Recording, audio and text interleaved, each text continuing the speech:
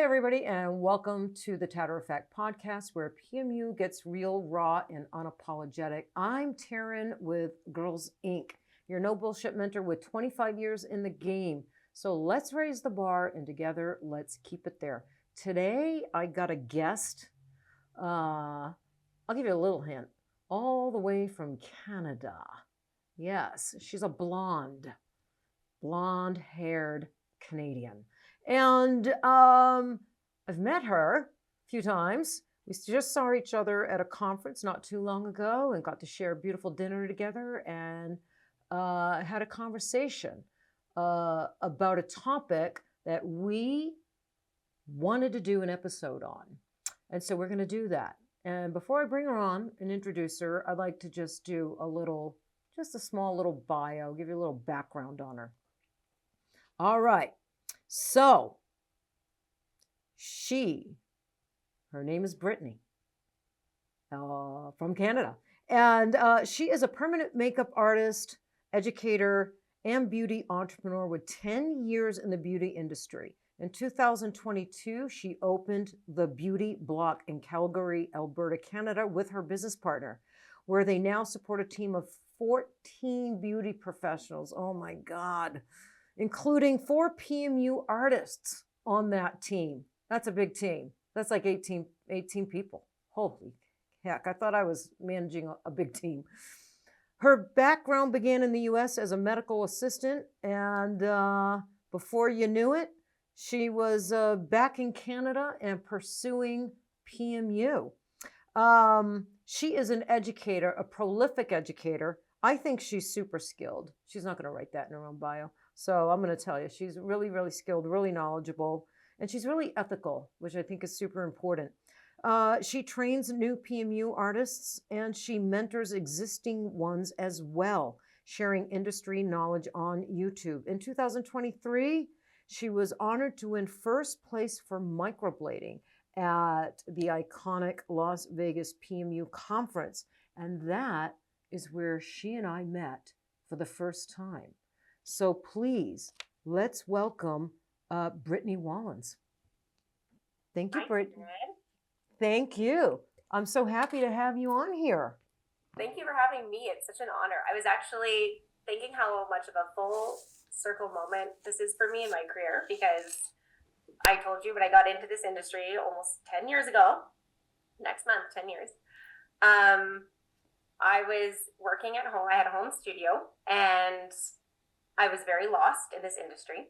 And I remember doing it was your color theory webinar. It wasn't an online course. It was a webinar. Yeah. Was it live? Did you do the live one? You did the live one. 6 hours. 6 hours. Yeah. For lunch. Yeah. Yeah. Those were the days. No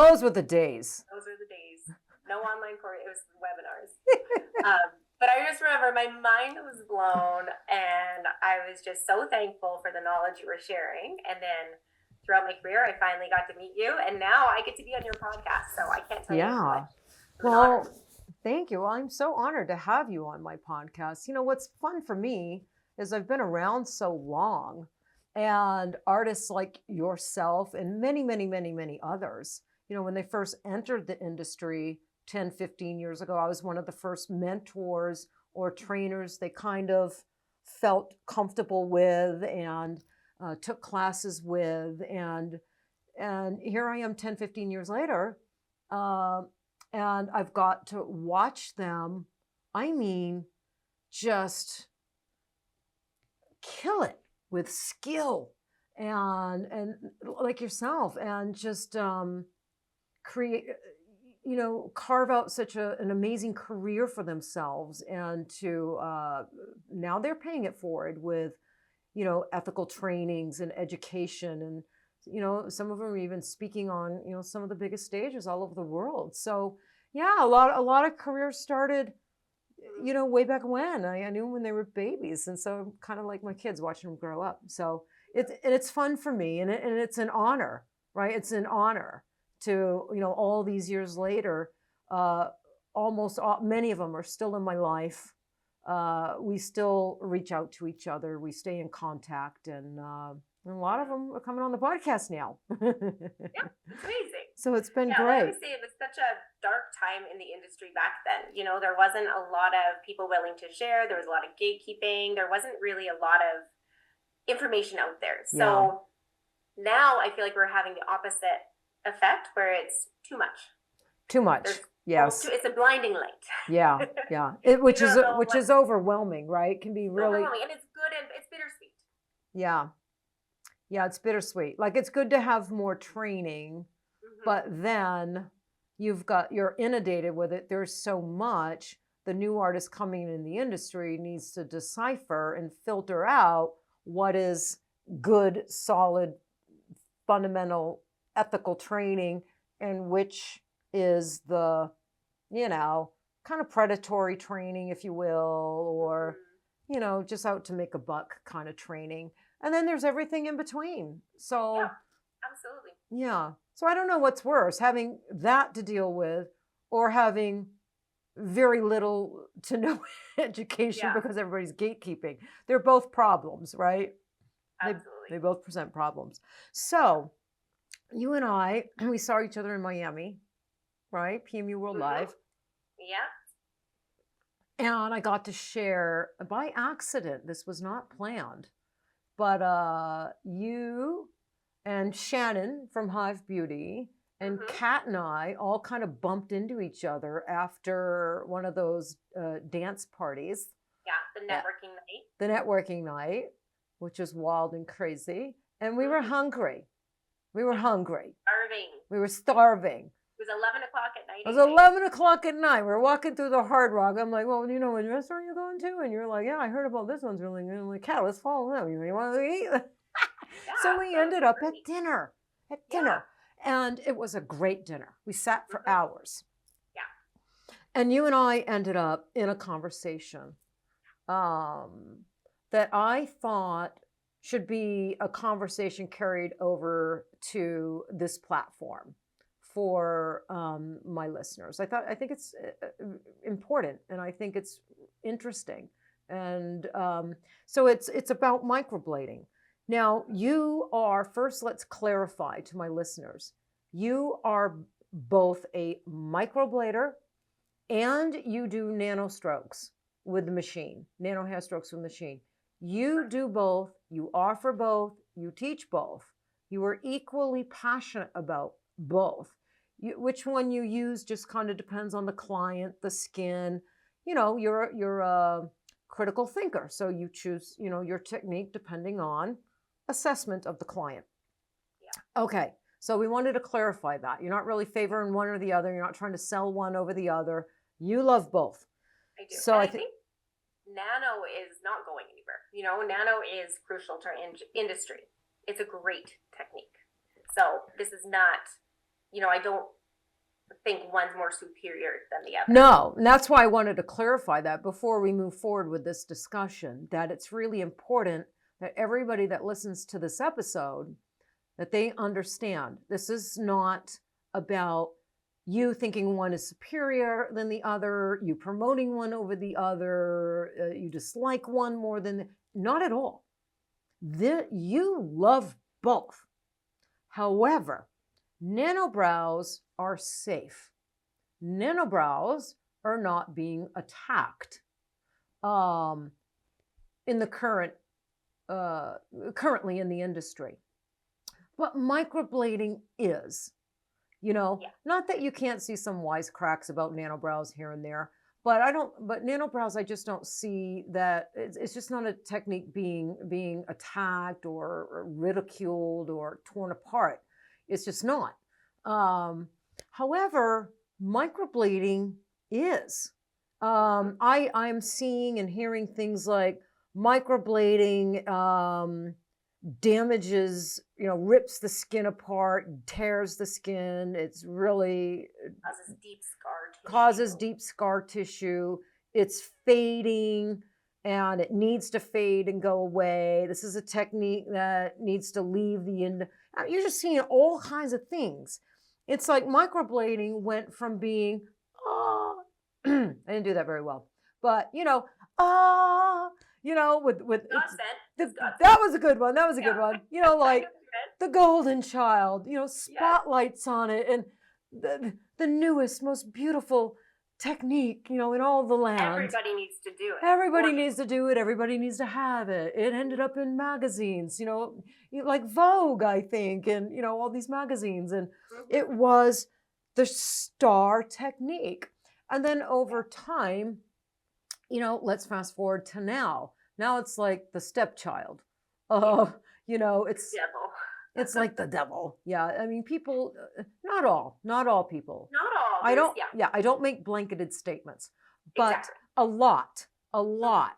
And you might see it more than me and be feeling that energy more than me and other microbladers like yourself, because you do microblading. I don't do microblading. So I'm not as sensitive. I'm sensitive to it because I think it's wrong and it's misinformation, but I'm not sensitive at a deep personal level the way you may be or other talented and skilled microbladers may be, because there's you and all kinds of yous, microbladers, doing microblading, executing it at such a high level of excellence, right? You're so talented and so ethical and so good that you're not, no matter what technique or what needle, you're causing skin trauma, okay? Exactly. But you're not causing the trauma or damage some people are saying about microblading. They're making these blanketed statements. Microblading, period, is... And it is, when they say microblading is bad, like a blanket statement like that, it's hard not to take it personal. Yeah, right? I would imagine. It makes you think like and I don't think it is a personal attack at all. I think there's misinformation. So then there's blanketed statements. But as someone who loves the technique and does it and has really built her career on it, to say it's a bad technique and people just blanketed, people shouldn't be doing it anymore, it feels personal, because then it's almost saying that I'm not being ethical with my clients by still practicing that technique, and that's not really fair. Like, I just think it's a very misunderstood technique. Yeah, like a lot of things in our industry. I understand why you take it so personally. I understand that, and I have a lot of I feel very empathetic towards you and really good microbladers that have dedicated the time and the commitment that it takes to be as good as you are. It would be like, I do all my eyeliners with a 5-round shader. It would be like, the industry turning, and saying 5-round shaders rip eyelids and are horrible. I would take that personally, because that's my needle. That's my technique. So I understand it. So I wanted you on here and you wanted to come on so we could talk about the misinformation. We're not going after, the people saying the bad stuff, and we're not angry. And that's what I really liked about you. I don't really like to have angry people on here, because I think when you speak from a place of anger, people shut down and don't really listen. And that just I think you just draw out other angry people on the other side of the argument. But when you talk about a subject, in an educational way, and it doesn't come from an angry place, people are more likely to listen, Brittany, I think. They're more likely to listen and understand why you feel this way, and you change minds that way. People learn that way. You might not change everyone's mind, Well, not even change their mind. Just make them be more open-minded. Open-minded. That's more it. Accepting. That's I'm our. not here to change. But I think you need to have, before you make a concrete, definitive decision of poo-pooing microblading, you need to kind of know all of the facts and not just what the loudest voices are saying. Yes. Not most things in this industry, I think, especially when it pertains to procedure, right? Any procedure. There's nothing absolute. There's nothing absolute. So let's talk about microblading. So I'm hearing it called, people are saying it's a dying technique, it's fading off, but it's still like widely used, isn't it? I mean, I know a lot of people, not just you, that still use microblading.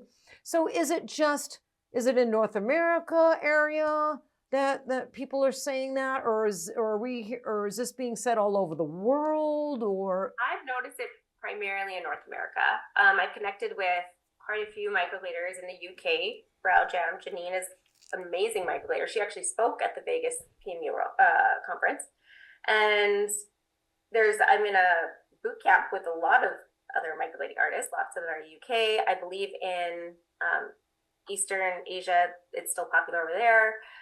So it's still a very popular technique. I think when it came to North America, it exploded. And in a bad way, right? So like I said, when I did it, I was actually doing lash extensions at the time. I think a lot of people were doing different beauty techniques, and it was kind of sold as a semi-permanent technique, which is what kind of hooked me, that it's, and it looked just like they were just kind of like drawing hair strokes on. It didn't look very hard.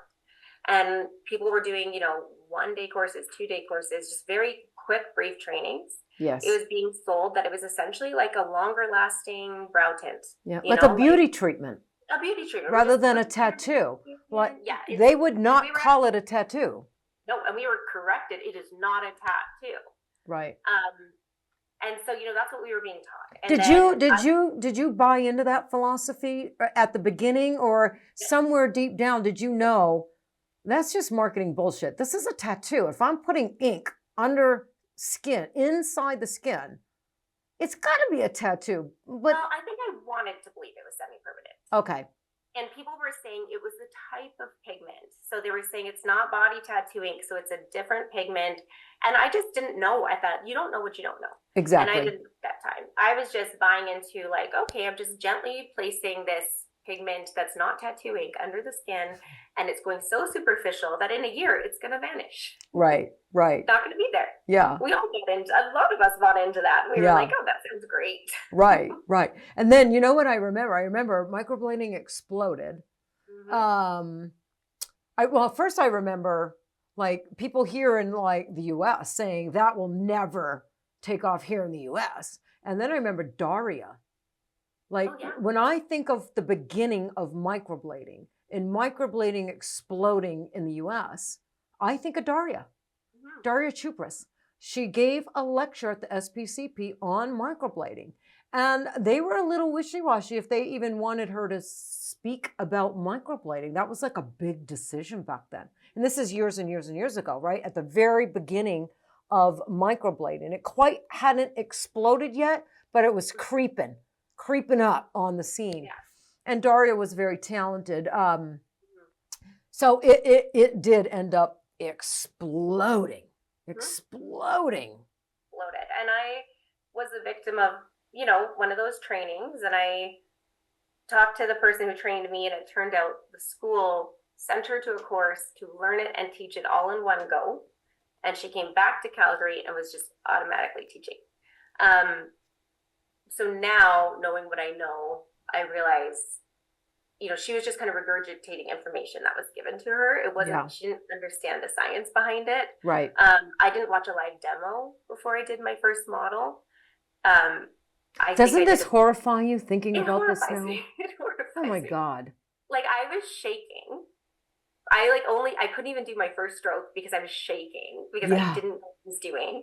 And the teacher had come over and did the first couple strokes, and thank God I didn't actually do a significant damage. And, I was very conservative because I was so nervous. But that's unfortunately where the trainings were. And I don't know about, I know every country, every state, every province has their own regulations, but there are none in Alberta. So unless the student knows what questions to ask, unless the consumer knows what questions to ask, you can literally just say, oh, I'm a trainer, and start printing off certificates. Well, and you know what happened in the United States was a lot of states that did have regulations and guidelines and protocols in place for permanent makeup, they didn't know what to do with microblading.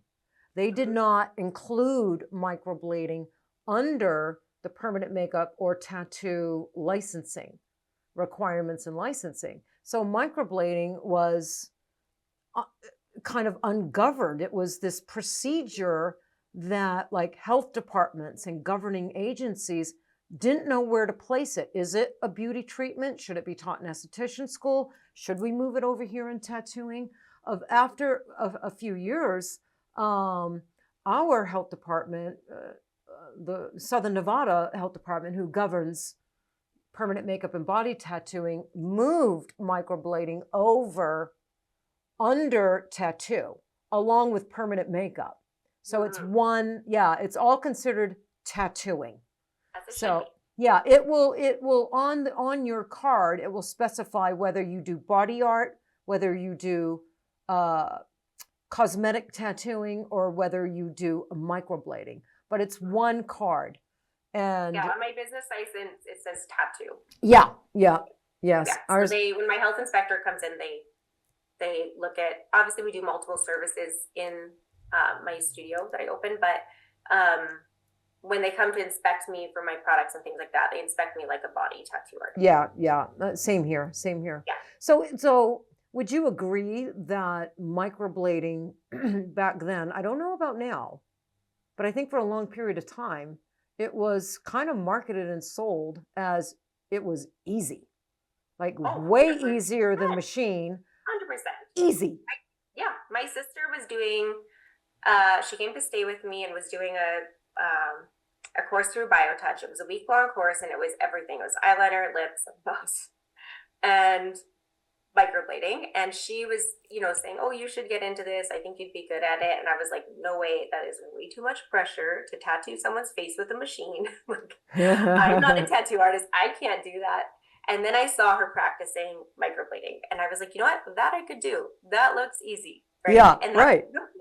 So I was like, screw the machine stuff, because that looks hard. I'm going to do microblading. Eventually, fast forward a couple months, then you could take microblading a la carte. Back then, you could only do all or nothing, and then all of a sudden, microblading became its own little thing. Yeah. So then that's when I signed up and took my course. And now that I know machine work and microblading is 100% harder, in my opinion, because it's very easy to mess that up and go too deep too quickly. Yeah. They're both challenging. They're both tricky. I think everyone needs good training on both. But microblading is not easy. If anything, I feel like it is a more advanced technique. No, it's not easy. I tried microblading. I did about 5 brows because I was fascinated and interested. I've never been one to like shit on new techniques or new trends, unless obviously you can tell they're not going to age well. It's something we've already learned, but you've seen it come back around again as a trend. But with microblading, I was fascinated, and especially because I got to know Daria, and she was so passionate about it. And her and I clicked immediately. I really liked her. And I spent some time down in her studio. I did about 5 eyebrows. So by this time, I've been doing powder brows, I don't know, 15 years, 12 years, 15 years with a machine. And I did some hair strokes, but I didn't get into doing an entire brow hair strokes, but I really learned hair strokes and mastered them, because sometimes I like to put hair strokes in the beginning of a brow, and then I would transition into a powder brow for the rest of it. So I wanted to try the microblading, and it was so hard. It was so hard. And I didn't go into it cocky. Believe me, I don't go into anything permanent makeup cocky, just because I was good on a machine. But I didn't expect to be that nervous and have that much anxiety and be that uncomfortable and have it feel that difficult. But it did. It was just, even like my 5th eyebrow. I was a little bit better by the 5th eyebrow, but I'm like, yeah, this is not for me, man. This just gives me anxiety. This is really hard. I mean, your depth has got to be right on, and and you're controlling the speed. Like, you're the humans doing all the work. With the machine, I feel like the machine is doing all the work. I'm just kind of guiding the machine. You know what I mean? 100%, yeah. The machine is consistent, pressure, consistent depth. You're, like you said, you're just guiding it. Yeah. But you're hitting, as long as you know your pressure and you know the skin, you're hitting target every time. Whereas like with microblading, it's easy to do perfect depth on one stroke and screw it up on the next one. Yes. Or go too light. Yes. So it is challenging. And because I'm a perfectionist, and I feel like nano brows were really a thing. Well, and maybe it's just because I entered as a microblader. I learned machine work for eyeliner, lips, and powder, but nano brows weren't really a thing. Well, nano brows is kind of even a fairly new terminology, right? Well, machine. Yeah, we always call them machine hairstroke brows. Machine hairstroke brows. I know Which Mary. I feel like I'm sorry. Brows is a little misleading. Yeah, because I've known Mary Richardson for how many years? I don't know, maybe 18 years, and she's the mother of hairstroke brows. Do you know? And she does them so good. But I mean, she even had to kind of cross over and start calling them nano brows because it got to a point that's the buzzword. Yeah, that's the buzzword, exactly. That's the buzzword.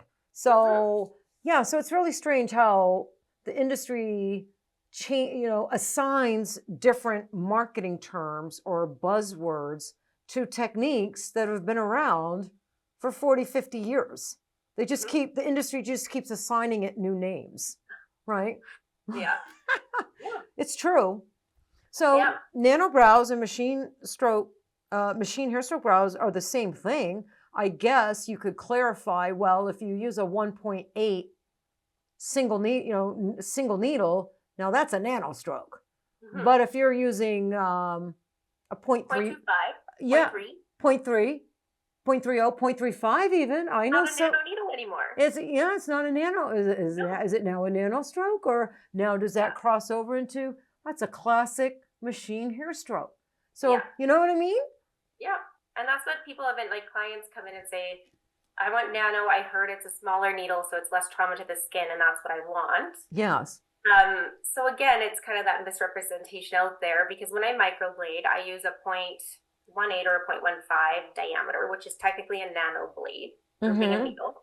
And when you do nano, I was taught to do nano brows with a 0.30, which is not actually a nano needle. No, that's not a nano. No, and some people use 5 flats. Some people use all kinds of different needle configurations to get these machine hair strokes, right? So when people hear the word nano brows, and they say nano is better than microblading because it's smaller, it's more delicate, it's more. To me, that's a little misleading, Yes, I think nano brows even sounds better than machine hairstroke brows. Yeah. It's all marketing. The machine. Yeah, it's all machine. That's exactly right. It's all marketing. Well, it's all marketing. Yeah. I tell my clients sometimes, you need, powder, or you should do combo. Well, is that done with the machine? Yes. Yeah. Oh, I don't want the machine. It's going to look tattooed. Right. But I want nano brows. Well, that's done with the machine. Right. Right. So now we're seeing a shift, Brittany. And now we're seeing hairstroke artists that do hair strokes, machine hair strokes. We're seeing them get into larger needles. And I'm following a couple artists that are using, 3 round shaders, 5 round shaders. They're getting into bigger needles. So what are we going to call those strokes? Those are not nano strokes. So like nano stroke. So you know what I mean? We got to get our terminology like on point. Yeah. Because if you're going to have all these different widths, right? So you got nano, which is, 0.18, 0.20, 0.25, the slimmest of the hair strokes, the tiniest, skinniest hair stroke. That's a nano. So what do we call the medium hair strokes? And what are we going to call the hair strokes that are now, because this could be a new trend and a new thing, with the 3 shader, the 5 round shader. The artist that's using the 5 round shader, I talked to her and she said they are healing fantastic. She just wants to see them like 6 months out, a year out. Well, we can't call those nano brows. So no, but people will. Or they're going to come up with something new, a new terminology, which I can't wait to hear what it is. Yeah. Yeah. I hope it's something fun and sexy. Yeah, it can't be fat strokes. Yeah, fluffy strokes. Yeah. I don't know, something. They're going to come up with something cute. And it's like when microblading, it was HD brows, feathered brow embroidery. oh my God, it was everything. strokes, Oh, yeah. and 10 different names for it. I'm like, let's just call it's microblading. Let's just call it what it is. I know. Yeah, exactly. So, okay, so, all right, so it was sold as easy. And lots of people jumped on, and you were one of the ones that stayed with it, realized you needed additional training, and you did all that. You did what was required of you, and expected of you from your clients. To be quite frank with you, your clients would expect you to dive deeper into training and knowledge and education, so you become a skilled microblader. And you did that. And Jen Boyd did that. You know, Jen Boyd entered I always use her as an example as well. She entered the industry on a 2-day class. But she recognized, wow, I love this. And oh my God, I am not ready to tattoo a face with a 2-day class. So she went and got involved in a long training program with another artist. And she ended up an amazing microblader, you know, super skilled. I mean, that girl could kill it. She killed it with the microblading. So sometimes, people always want to, I'm not a big fan of the 2-dayers. And, but I think cry yourself to sleep at night. Yeah. But I don't think necessarily artists should be bashed that take these 2-day classes. I think artists can use these 2-day classes as kind of an entry level. Do I like this? Is this something? Yes. Is this something I can't stop thinking about? Is this something I think I could be good at? Do I want to take it further? Right. The only thing I wish would happen is trainers would clarify that. I teach a 2-day or a 3-day course. However, this is not going to prepare you to execute, a high level microblading strokes. Oh, 100%. Right. This is just entry level. This is not like your fundamental program. Exactly. Yeah. And you're not going to make 6 figures. Exactly. After this 2-day class.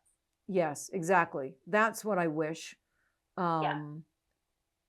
we would see from more teachers doing the 2 or 3-day class. They were more transparent and really told the students, after this, if you like this, if you feel a passion, if you think you can be good at this and you want to do this, then you're going to have to go take, additional education and training. And well, I even tell my students, and I do minimum, if it's a fundamental, brand new person, it's usually 5 days. And even that doesn't stop there, right? There's mentoring afterwards and all that stuff. But I tell them, I know this course was an investment, but it doesn't stop here. Right. This isn't I know it was an investment, but you got to keep going. I'm still an experienced artist, and I spend $10,000 to $15,000 a year going to trainings and conferences, and you have to keep investing. Yeah. Well, you just signed up for a course. You don't need to say what, but you just signed up for. I'm in it. Oh, you're in it right now. I'm in it right now, and people have asked me, they're like, "Why are you doing that? You teach yourself." And I'm like, "Yeah, but personal trainers at the gym still need personal trainers." Yeah, and I say, why not? I always give. If nothing else, it'll validate what I already know. Exactly. And we'll all learn some things. I've already learned a couple things because you're just collaborating with other artists, essentially. So, you got to keep investing in yourself. And that was with microblading. Failure wasn't an option. So I was either going to figure it out or I was going to quit. Right. And I didn't want to quit because failure wasn't an option. Right. So I had to figure it out. And I can't tell you how many nights I was up late, doing drawdowns and practicing on practice skins. And if I hadn't kept seeing improvement and seeing those clients coming back with better and better and better healed results, then I like to think I would be humble enough to say, I'm not doing this. Yeah. Well, you must have loved it. You must have felt something I loved it when they'd come back and they had beautiful healed results. And pencil my brows in, or if I do, it takes me 2 seconds. Or, when you get those people that have alopecia or chemo clients and, they have hair loss, and you're giving them confidence back. It's not just on putting an eyebrow on, like, you're giving them confidence. Yeah, it does something to you. Yeah, I know. Yeah. It's amazing. It's amazing when you develop a skill that becomes a service you can offer to other people. That changes their lives, enhances, how they look, enhances, their looks, or how they perceive themselves, when they look at themselves in the mirror. And it's beautiful. So microblading, not easy. And I don't think it's, I don't think any one technique, whether it's, whether you use a manual tool, whether you use a machine, whether it's microblading, nano brows, powder brows, I don't think any one is necessarily harder or easier than the other. I really don't. I do think some people might adapt and feel more comfortable and be better at one over the other, depending on them, but I think I think it's all hard. I think everything we do in PMU, brows, eyeliner, lips, top lash enhancements, bottom eyeliner, hair strokes, nano brows, ombre brows, it's lip blush. It's all hard. It's all hard. That's why we make the money we make, because it's hard. It's hard. It's hard. And and all of it. No shortcuts, man. You got to really put the time in. So you mentioned so let's talk about this. So I think so microblading exploded, became very popular. Couldn't say anything bad about it, or you get, oh my God. Right? You're behind the times. Yeah, you're behind the times, and oh my gosh, you couldn't go back, on a Facebook group for, weeks and weeks and weeks. But then it turned a corner, and and things started going wrong. You started seeing things go wrong.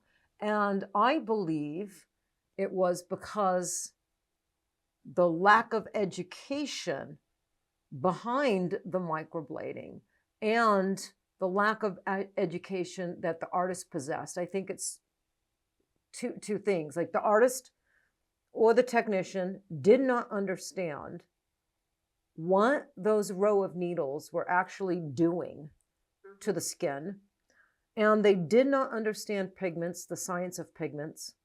They did not understand skin, overtones and undertones, and skin assessment.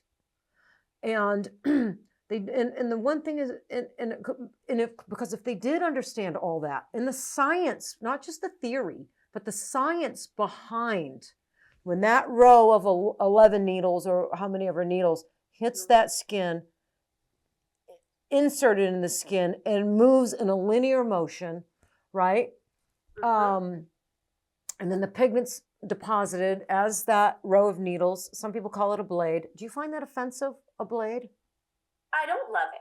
You don't love it. Yeah, I don't love it, but also, what else do you call it, right? Like, because everybody kind of calls it a blade, but I've always been a little uncomfortable. And some people I know find it offensive, and some people just, grab right onto the term and call it a blade. I'm not offended by it. I just find it, it sounds abrasive. Yeah. Right? Yeah. Which just perpetuates the whole mindset of, this is bad, because you're using a blade. And when people think blade, they think knife. They think. Well, they call it microblading. I know. So it is a blade, right? So that's why I'm not offended. I'm like, I know. Call it blades, microblade, whatever. When I'm describing it to a client, I say my grouping of needles is going to glide across. You say my grouping of needles. Needle glides across the skin. No, I try to, because it does sound aggressive. No, I understand why you say that. I love it. I am poking fun of you a little bit, I'm not offended by it. No, I love it. But when I'm having conversations with a microblader, I do always ask, does that term offend you? Because I don't want to, because I don't want to offend anybody, and I want to use. It's very hard to offend myself. Okay. So that row of needles, as it moves across the skin in a linear motion, there's a science behind that. It's a very rigid needle. It's a very linear movement, right? So the science behind that implantation method and the way those needles are configured, science tells us and has proven that when pigment is implanted with a configuration of needles like a microblading tool, the pigment tends to heal cooler, or should we say appear cooler, right? Yeah. Appear cooler. Cooler really means gray, ashy gray, right? So that was happening. You were seeing gray microblading. And so all of a sudden, instead of understanding the science and why that was happening, then you just had all these teachers and trainers in schools saying, dump a bunch of orange into your pigment cap. So we went through the orange pandemic with microblading, right? Which didn't, it was a Band-Aid. It was a temporary fix.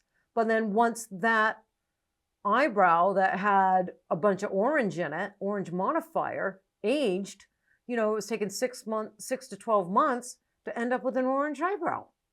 Yep. So microblading's been through a lot due to lack of education. It was always the microblade was the problem. Not the lack of education, not the color theory, not the pigments going into the skin. It was microblading. That was the problem. It was microblading. Microblading. Yeah. That's why people have scar tissue. That's why people have gray eyebrows. And that's why people have orange eyebrows. But like I do a lot of corrections now, right? Like we're getting a lot of corrective people now. I would say 50% of my new people are corrective. Oh, yes. And, some of them are, they had old microblading, but some of them, guess what, had nano brows somewhere else, or nano strokes, or powder brows, or whatever. Oh. And I'm still seeing some blue tones, some red tones, some. I don't go say, well, nano brows must be the problem, and that's why people are having these issues, or powder brows are, causing scar tissue, because I know at the end of the day that all of these techniques can be executed beautifully if the knowledge is there. Yeah. Or poorly and cause damage. And I'm really glad you brought that up. That's a really good point, because to this day, I'm a powder brow girl. I'm a classic powder brow. I love a good powder brow. Oh my God. Me too. I have to say, all this talk of hair strokes, I love hair strokes and clients love that too, but powder brows are going to always heal the most consistent. Yeah. You can make them soft. I love a good powder brow. Yeah, and and they work on every single skin type. Every skin type. You can dilute your pigment and make them super soft and powdery. You can not dilute and have them a little bit bolder. I've always been. I just kind of basically stuck with one technique and perfected it and learned how to dilute to get different effects with the powder brow, the classic powder brow. I just always have liked the classic brow, but like I said earlier, I did perfect hair strokes hanging around Mary Richardson all those years. Because sometimes 3 or 4 hair strokes in the front of a brow made sense and looked better than not having them. I'm a powder brow girl. I love the classic powder brow. And to this day, I'm seeing, really horrible powder brows that got to go get lasered off. I'm seeing ombre brows that look like crap and are all nasty and have to be lasered off. I'm seeing nano brows. It doesn't matter. So, so to call out microblading as a technique, a standalone technique causing damage, and I don't think is fair. So do you think some people are doing that because they truly believe that? Or do you think some people are doing that because they only do nano brows, like with the machine, and they see microblading as competition? Because, that happens in the industry. We've seen that happen.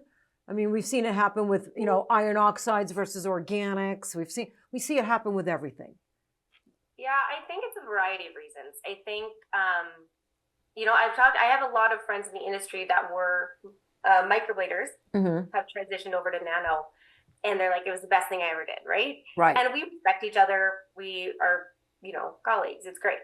But I think a lot of people, first of all, microblading did get a bad rep because it was being done badly, and we saw really bad results. Even my clients from 10 years ago, sometimes I want to cringe when I see them come back. Yeah. And I'm like, we should laser that off and start over, So I think what we knew back then is not the knowledge we have now. I think they got better training probably with Nano hair stroke brows, I should say, because it's more available. And I think then there is that marketing, right? Because there's a good number of artists now that have never touched a microblade, don't even care to hear about it, don't care to learn about it. They just do Nano, and they're just buying into what is being sold to them by the loudest voice, the most authoritative voice and stuff. And they're just saying, well, this person said microblading's bad. People are showing cut up practice skins and really, really deep cut human skin eyebrows, saying, look what happened with microblading. Yeah. So I think there's a lot of that going on as well. And people that don't care to learn the science behind the technique, right. They're just buying into it, and they're just promoting Nano brows, and they're just jumping on the bandwagon and saying, yeah, you know what, microblading's out, Nano's in. Yeah. Let's sell courses, let's do this, let's turn all the clients away from microblading so that they seek out us Nano brow artists. And Nano right? brow artists, yeah. That's not everybody, but no, of course not. Of course not. But I can see that being done here and there throughout the industry, which is a marketing tactic that has always been done in this industry. Yeah. With different things. Saying when people say microblading causes more trauma than nano brows, I'm not saying that's not true. Nano brows does, if it's done properly, it still creates a little bit more trauma. Sorry, microblading creates a little more trauma than nano brows when they're done properly. But that doesn't mean microblading is traumatic or has to be traumatic, right? When people say, well, I do nano brows because I'm creating less trauma to the skin, that might be true to some extent, provided nano brows are being executed properly. Right. But if microblading is being done properly, that trauma should be very minimal as well. Right. So we're talking very minimal differences. And I don't love when people say that, because I feel like when people hear the word trauma, they think ambulance, they think like crazy damage. To me, trauma means damage. And they're saying you're damaging the skin way less than microblading. And at the end of the day, we are all creating minimal amounts of damage to get that pigment into the skin. Right. And the amount of damage to me comes down to the artist and the technique. Yeah, the artist, the technique, the depth. Yeah, because the minute any needle, whether it's a microblading tool or a single needle or a 7 mag, with a machine, the minute that needle enters the skin, break open skin, you've got trauma. You've created trauma. It's just about not creating excess trauma, right? Exactly. Keeping the trauma as minimal as possible and not doing anything that would cause excess trauma. So, I've always understood that. Yeah. We do create a little wound, in order to get to the pigment, into the skin. So we create a little wound. Do you have a better name than trauma? Because I would like, if you do, I want to steal it, I want to use it. I'm going to have to ask like ChatGPT. I call her Gigi. Yeah, Olivia named her Gigi. Gentler term. A gentler term than trauma, but a term that's accurate. And not marketing. Yeah. Yeah. Yeah, because even damaging. I mean, if you tell someone my nano brows damage your skin less than microblading, they're gonna go, well, both of these damage my skin. I don't want it. Yeah. But so. Yeah. Right. You gotta think of different terms to call it. Yeah, but still be honest and transparent. Be honest. That it is. We are creating a wound. So but we can Google that and find that out. But I think at the end of the day, like the fear mongering, it hurts the entire industry as a whole. Yeah. It's not just hurting one technique or just, if we bash this long enough, it's gonna go away. It's hurting the entire industry, and I think, because people are staying away from microblading. We're seeing it less. It's not presented at conferences, very little, if any. Right. Which I think is kind of giving people the wrong message that it's unsafe, obsolete, not relevant anymore. And I think it's still going to be taught. Like people are still going to do it. So pushing it underground kind of like that, to me, now we can't teach people the proper way to do it, or when not to do it, or when you should do nano brows over microblading, you know, like kind of educating people on the accuracy of when to use microblading, when not to use it, and how it's being done improperly, because people are still going to do it. I don't think the technique's going anywhere, to be honest. I don't think the technique is going anywhere either. I really, really don't. And, you know, and at some point, people figure out the truth, and things correct themselves. You know, when you look at, you know, a lot of people think organic pigments are new, or were new like 8-10 years ago when they, you know, blasted onto the scene. And there was no education there.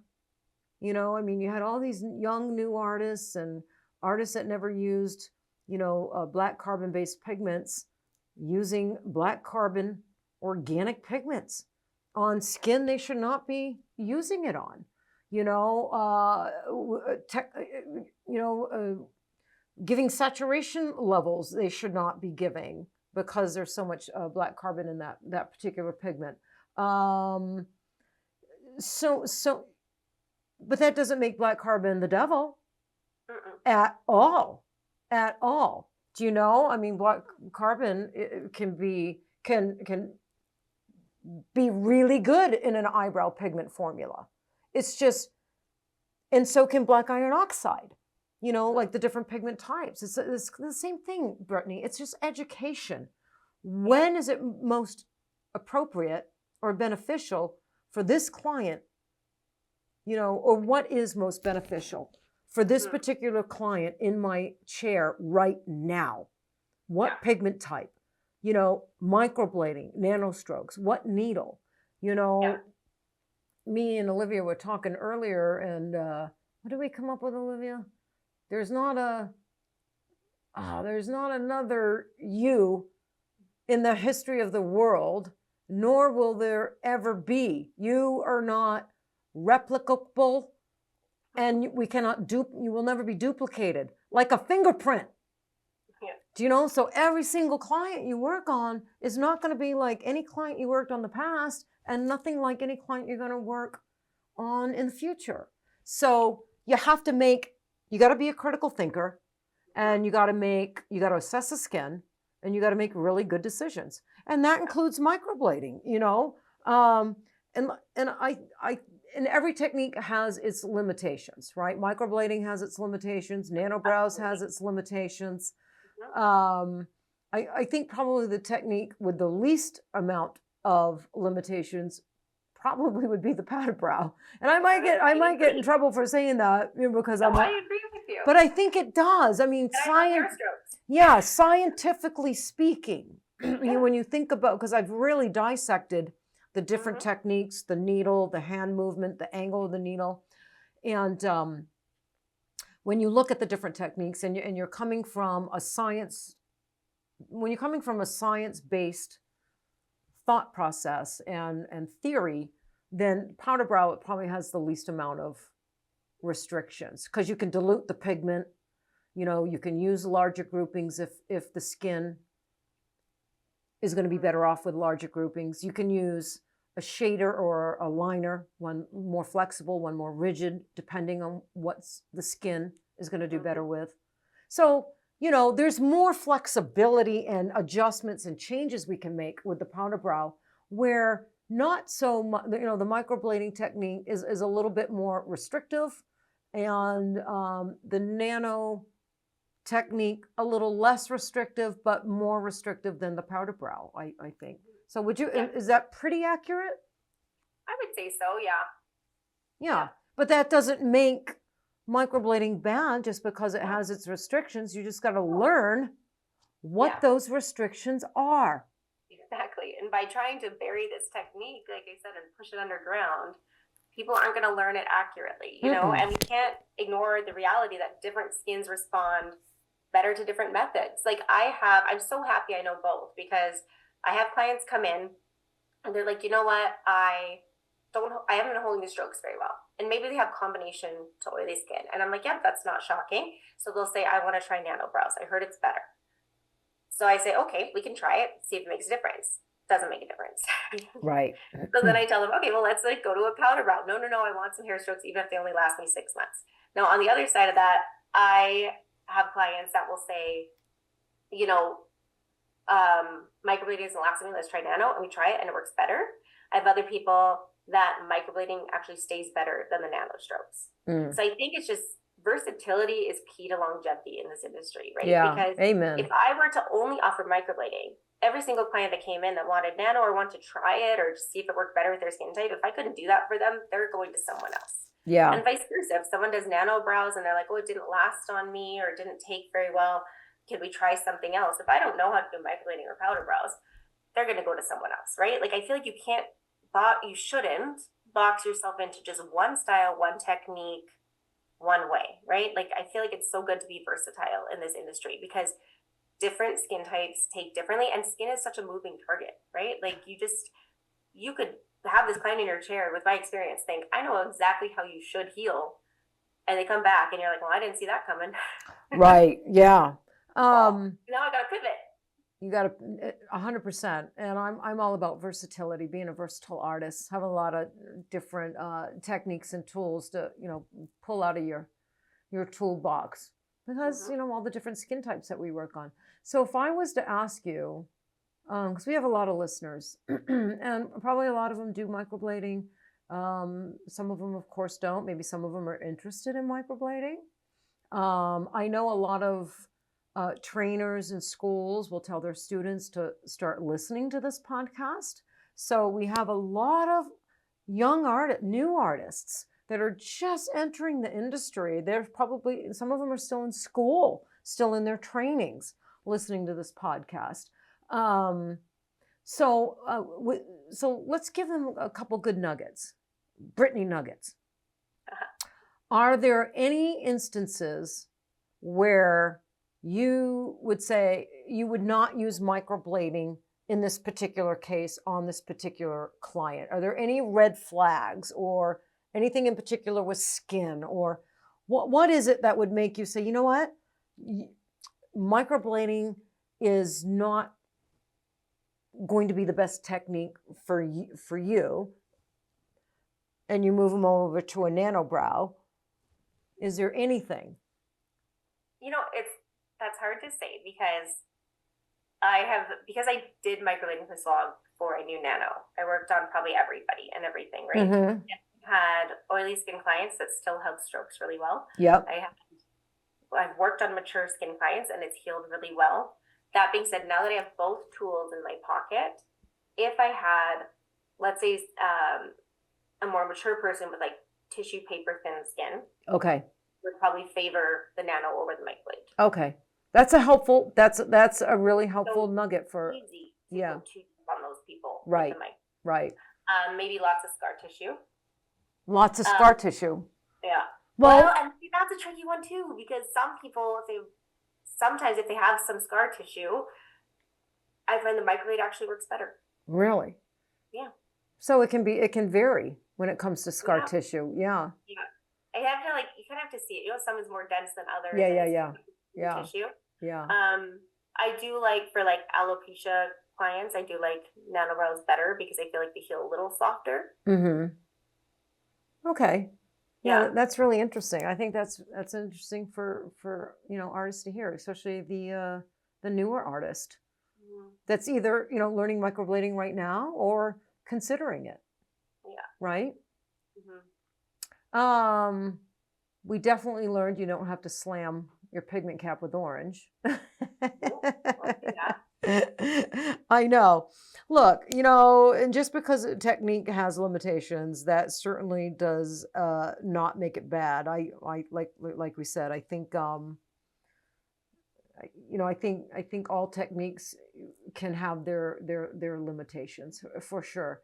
And I also think different artists are going to be better at different techniques. Like you could, put a machine and an 8-round shader in an artist's hand and give them great training and clients every day in a year, and do the same with them with a microblading tool.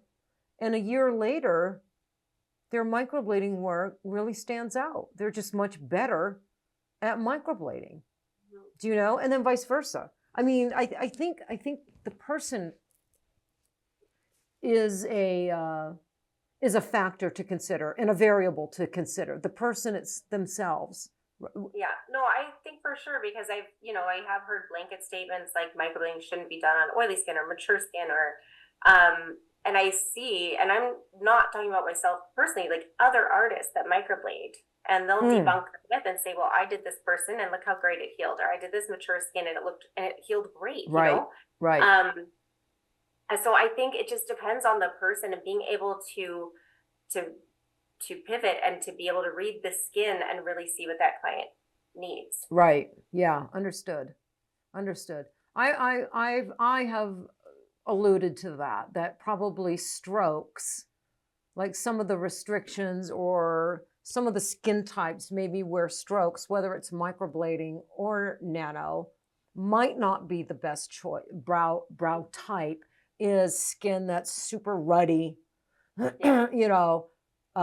pores, textured, just that really challenging skin type. I have said that, and that's kind of that is my philosophy. I think probably a powder brow is going to go on that skin type a little easier. Is probably going to heal a little softer, a little better, and age a little bit better on that particular skin type. And that's probably one of the hardest skin types that an artist can have in their chair, right? Super red or pink, ruddy, deep pores, textured, oily, very resistant, challenging skin. This is where I think maybe the powder brow technique, especially if you're using a larger shader needle, has an advantage, has an advantage over even a smaller needle, like a single needle with a machine. Yeah, like a lot of people do powder brows, with a single needle or a 3-liner, So yeah, I mean, it's just. Yeah. So yeah, I think it just depends on the artist behind the tool. I agree. Because you know what? How to pivot. As we were having this conversation, I was having this conversation with someone, and she said, you can tell all the hair stroke artists that don't want to do hair strokes on oily, ruddy skin with pores and texture and all that stuff. You can tell them to send them to me, because I learned how to work with that skin and my work heals good. And I'm like, ooh, okay. All right. The thing is, I think for a beginner, like that's hard for me to answer that, because it's what you asked earlier, because I think for a beginner, oily skin, it's challenging. That porous skin is challenging to get good results. And I know that's not what's being said out there. But I wouldn't have a business. I wouldn't have the clientele I have or have a business I have if I wasn't producing good results. 90% of my referrals are word of mouth. Exactly. So probably the best way, the most accurate way to word it is a lot of people would not get good results microblading on skin like that. But artists like you and others that have learned to navigate that challenging skin type do get good results, can get good results. But the majority, will not, because you have to really learn that skin and how to navigate that skin, because it's so challenging. Well, even machine hair strokes, aka nano hair strokes, can look like crap on the wrong canvas. Oh heck yeah! It's kind of being promoted as it's the answer to everyone's hair stroke prayers is nano, and I don't feel like that's the case, because we all show our highlight reels. Most people show their highlight reels. If you have someone who had challenging skin to work with and they come in and the results aren't that great, didn't heal perfect, typically don't post it. And and I'm guilty of that too, because people don't always read the comments to see what happened, what the skin type was. They just take a quick glance at your healed work and say, well, that looks like crap. And they move on.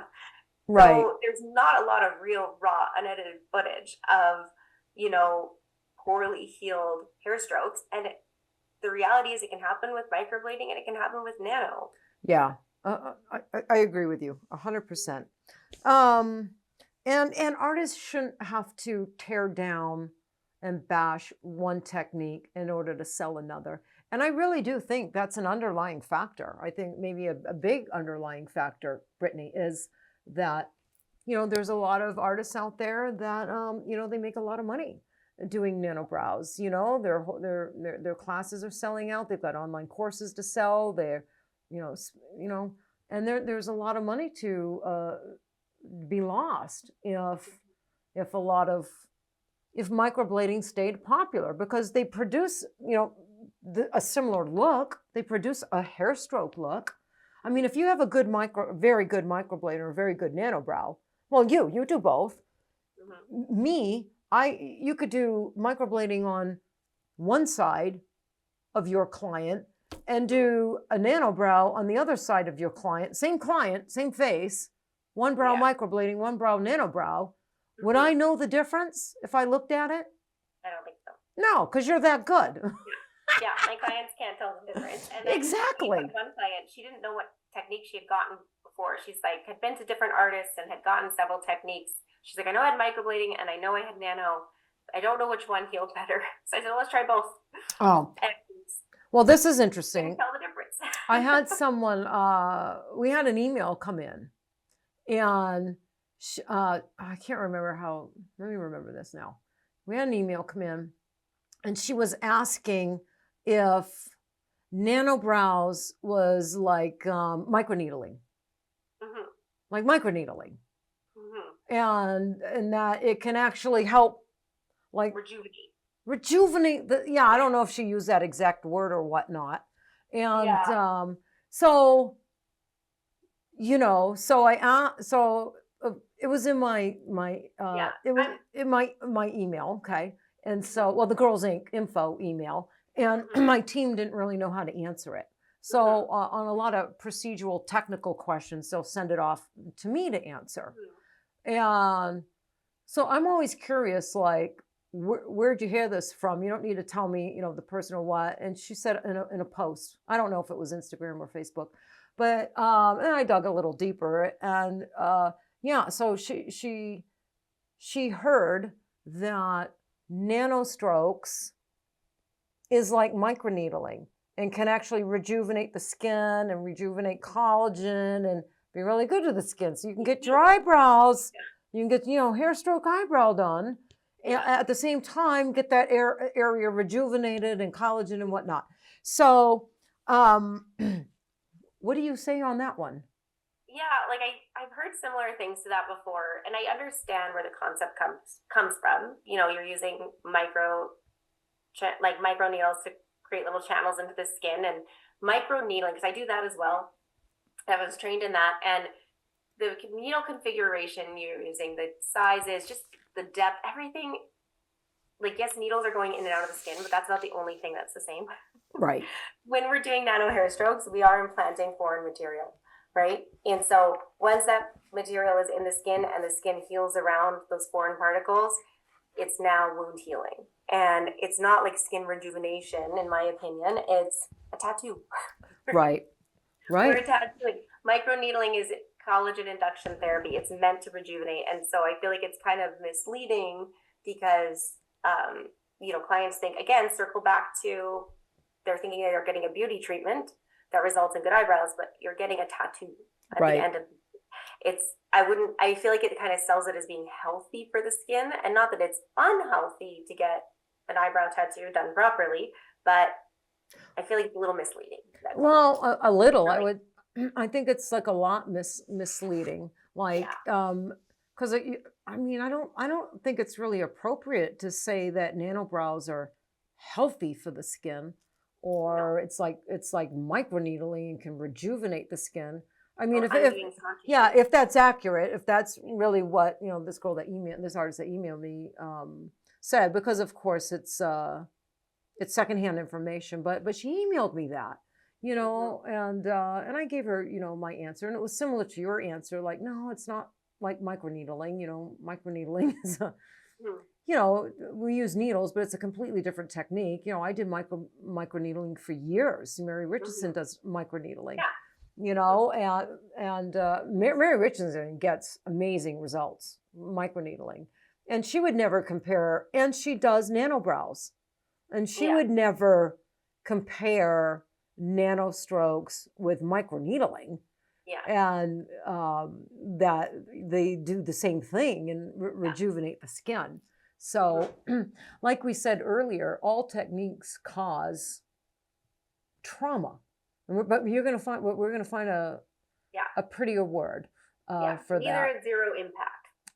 Nothing's zero impact. Right? Nothing's zero impact, and no technique, no needle leaves behind zero trauma. Right. Right. If the pigment stays, the skin is permanently changed. Yeah. Yes. So I'm hoping for. So okay, we're going to wrap this up in a little bit.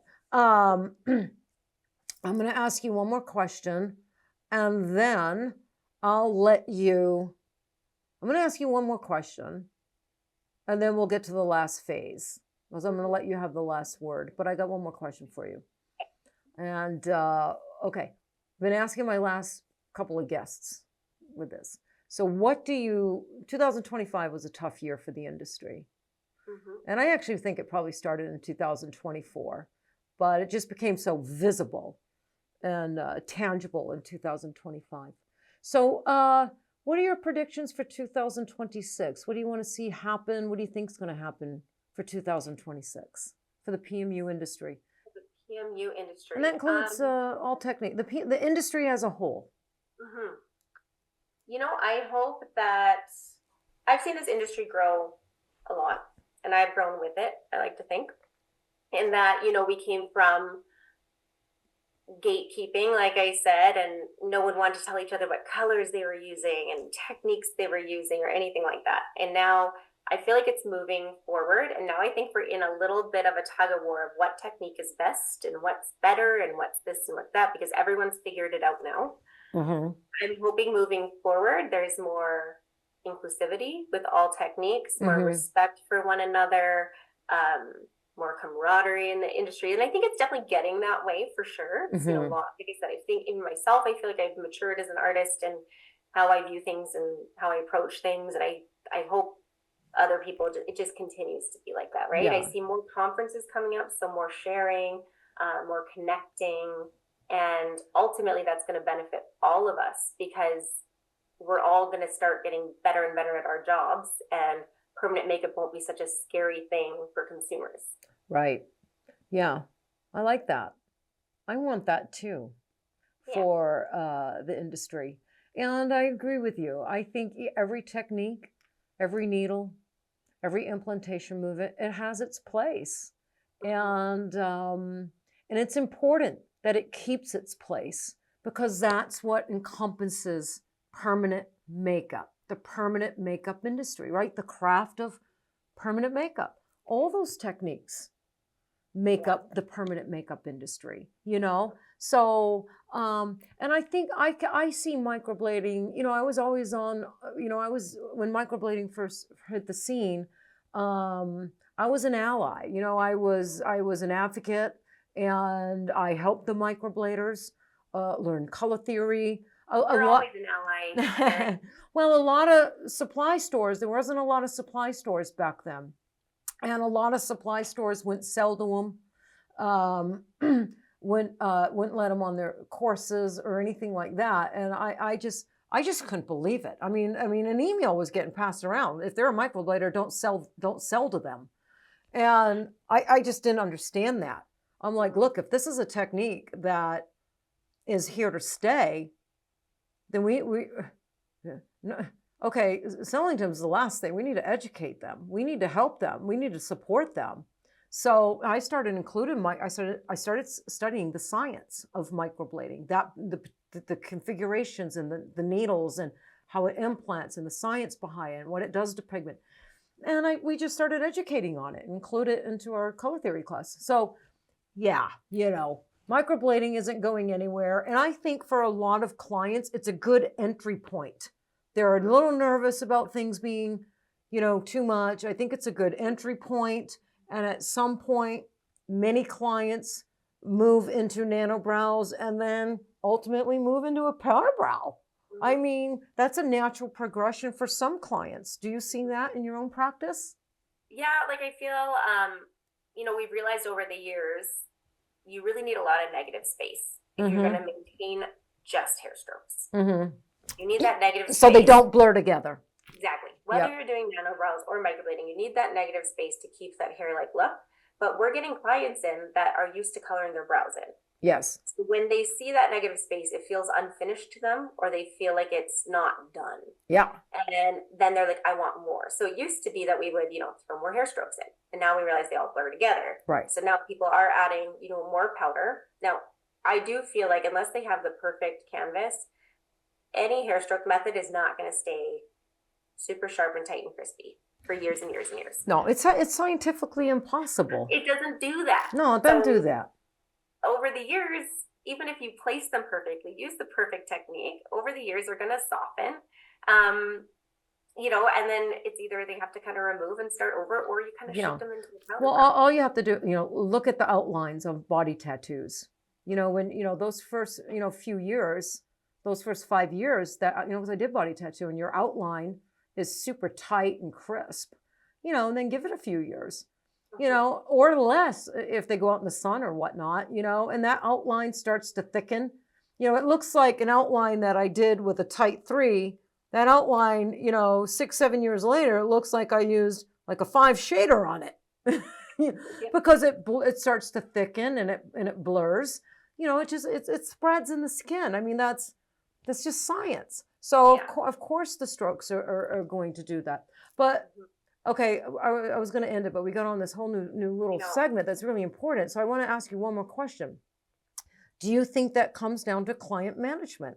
If a client comes into your studio and they're using a brow pencil, pretty heavy-handed, and they're filling their brows in solid, but they ask you for microblading or nano strokes, is it up to that artist to manage that client's expectations? Maybe that client doesn't know what the hell they're asking for. Absolutely, yeah. None of them know what they want. No, because like you said, that happens all the time. I mean, I would have it happen. I'm like, you don't want hair strokes. You don't. I mean, are you? I would take the brow pencil and I would say, are you doing this and doing strokes to your brow? No. I go, then why do you want me to do that permanently to you with pigment? I mean, that's not. You're not going to want it. You're just going to want a powder brow, and I'm going to charge you. And when you do, and 100% you will, because of the way you come in and the way you pencil your eyebrows every day, solid. With pressure. They don't even take a Q-tip and smudge and soften, right? Cake it on. Yeah, they cake it on. I said, when you in 8 weeks when you come back for your touch-up, you're gonna say, I want it all filled in. I don't see it. And I'm gonna charge you for a brand new powder brow. I'm gonna charge you $650 for a brand new powder brow. Yeah. Well, they listen then their ear perk up. Oh. Yeah. No, I always ask the clients, if they don't know what they want, we typically will just schedule a combo brow. Yeah. So I have kind of time to do whatever. And sometimes I'll sit them up when I'm done the strokes and say, how does this feel? Yeah. And if they're like, oh yeah, I see what you mean, I need more, then we add some shading in there. Do you charge when they want more? You knew they wanted more. I do flat rate pricing because I found people would pick based on price versus what they needed. If I charged less for microblading, more for nano, less for this, people would pick based on price. Okay. And they come in, like if it was super oily skin, for example, like slide off, your fingers sliding off their forehead, super oily, and they color their eyebrows in, and I'm just like, you're a powder brow candidate, right? But they picked microblading because it was cheaper. Then that's not gonna do them any, I understand. That makes sense. So no matter what technique, you charge a flat rate. Okay. Yeah. Well, I would charge, like if they came in and they wanted, barely there, and but that's not how they were penciling. I mean, I would tell them. Yeah, but I always ask them then. I say, do you normally color your eyebrows in every day? That's my number one question. Yeah. And if they say, yes, I do, if they show me pictures of themselves with their eyebrows done, and I just tell them, like, if you want this look every day, then you're going to need more of a combo. Powder brow, hair strokes alone is not going to cut it. But, you know, if you want to start with just hair strokes, feel it out when you come back for your touch up, we can always kind of add to it. Yeah, no, that's good. And I'm a conservative girl. I go with a more conservative approach. Yeah, no, I got you. I am too. It's one of the only areas. Well, no, as if I was, you know, in my 20s, I was not conservative, but but as a PMU artist, probably my first 5-6 years, I wasn't conservative. You know, I was like going for things. I was going big or I was really pushing the boundaries and trying things, you know, and then, and I've ended up a much more conservative artist. I think that's just a natural progression as you get older or you get time under your belt, you know, you become a little bit more conservative. But I certainly didn't start out conservative. 24 years ago, if they wanted big old wings, I mean, you know, I didn't. You did body tattoos. I did body tattoos. So I feel like people, what they wanted to stick exactly how it was. Yeah. Right? Whereas Yeah. I feel like with permanent makeup, I'm used to very nervous clients. And, you know, I always start out really conservative because in my mind, they're coming back, the initial visit anyway. Yeah. Back to the touch-up. If it's a refresh 2-3 years later, I typically they don't need a touch-up. But for that initial one, I like them to come back for a follow-up just so I can see how they're feeling, reassess. It's always easier to add than it is to take away. Yeah. But I don't like them to come back. Well, after I do that, if I can help it. I mean, I don't mean that in a bad way. I got so many clients that I just love dearly. I love them. I love them dearly. But it was always my obsession. It was like in my mind, the way I was so hard on myself, if they had to come back for a touch-up because I got void spots or it didn't heal exactly how they wanted it, I didn't do my job. I didn't do a good enough job. I failed. So I always thought if body tattoos can heal with no touch-up, why can't eyebrows? Why can't eyeliner? Why can't lips? You know? So that was always my obsession, to minimize my touch-up appointments as much as possible. And that made me feel like the less touch-up work I'm doing, the closer to perfection for that particular client's wants and what they asked me for. I'm getting closer to perfection. Mm-hmm. So, and that's a little bit of a mind fuck, right? Yeah. But I have OCD and I'm a perfectionist and all that. Yeah. So yeah, I've always. Yeah. No, I do too, but I think I set them up for realistic expectations. Yes, yeah, and that's the best way to. Might have the odd spot in there, and that's what it's the chef's kiss. The touch up is the chef's kiss. Yes. It's gonna fine tune a couple little things, and then I don't see you for 2 years. Yes, and that's the best way to approach it. My way of approaching it is not necessarily the best way, nor do I recommend it. You know, I think you should, especially starting out, take a conservative approach because you can always add at the follow up. All right, Brittany. Well, you know, did you say everything that you wanted to say about microblading? I'm going to give you the last word. Oh, I mean, I think at the end of the day, we just, you know, need to stay open-minded to techniques, and you don't have to love it or even like it. But I feel like every artist deserves respect. Yeah. You know, if they're producing good, clean work. Yes. And they're being ethical. I feel like everyone should expect artists and their techniques and not try to run it into the ground. You know, I think about the stick and poke method in your body tattoo world. Yeah, tat-tau. It's called tat-tau. Majority, that's not like a popular method, I wouldn't think. Like, I don't hear about it very often. Yeah. I've had a lot of kids come in that do it, I do an emergency lift removal on one. Yeah. Laser removal on another, because they do stick and poke. So there's lots of times it's not done well. Right. But it's still, there's still many talented tattoo artists that do stick and poke method. Yeah. Yeah.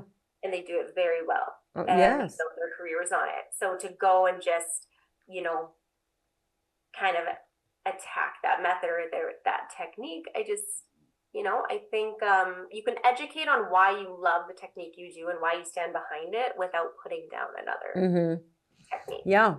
So moving forward for 2026, let's clap and let's applaud all artists doing beautiful work, no matter the technique, the method, the tool, the needle, the pigment. And for those not doing great work, let's not shame them. No, Let's educate them. Let's support them, right? Reach out to them privately instead of blasting them, in front of, publicly on a big Facebook group. I think that would, I think that would elevate PMU in 2026 and make a big difference. I think so as well. Yeah, most people aren't out there trying to do bad work. No. Most people aren't out there, trying to mess up faces. No, they're not. They're trying their best to do beautiful work. I agree. Yeah. And so I think if they post something or they, you see something that's not ethical or not safe or whatever, to message them privately and just say, hey, I don't know if you knew this, but But with that said, I'm gonna do a little with that said, or however, with that said, I think there are some people out there doing unethical work, zero training, and they just don't give a rat's ass. I agree. There are. And with those people, we get mad. We get really angry. But the majority of people are trying really hard and doing the best that they can to do good work or to get to that place of doing good work. So, all right. Well, I'm going to say goodbye to my listeners. So you hang right there. Okay. Okay. I want to let me thank you first for coming on. Different time zone, and you had a very busy day today because I know you had we were going back and forth. You were like, well, I got clients from this time to this time, and then I got a consultation, and then I got this, and I got it, but I can do. So this is at the end of your very busy day. It is, but I was so excited to be here. So thank you for having me. Yes. Well, I wanted to acknowledge that you came on and did this, have this conversation with me after a very long, busy day. And sometimes that's not easy. After a long, busy day, you just want to go home, have a cocktail, and I'm still going to do that. Oh, well, of course. Yeah. Over again. Yeah, watch Netflix. All right. But in all sincerity, I'm a big fan of yours. How can people reach you? We'll put it in our comments because you are super skilled. You are really knowledgeable. You're one of the great trainers out there, and people need to know who you are. And they need to be able to find you, Brittany. So what's the best platform? Instagram is my number one. I hate Facebook. Okay. So Beauty by B Canada. So that's Beauty by the letter B. Beauty by B Canada. Beauty by B Canada. We'll put those in the comments, Olivia. And that's where they can DM you and contact you if they want to learn microblading or if they've already learned it and they need more education, or you teach nano brows and all that stuff. So fantastic. All right, Brittany, I'm going to say goodbye and I'll be right back. Okay. All right. Okay, everybody, I want to thank you all for hanging out with Brittany and I today. What a fabulous conversation on microblading. That is the truth. That's the tea, and that's the Tatter-a-fact. So until next time, stay in pursuit of happiness and excellence.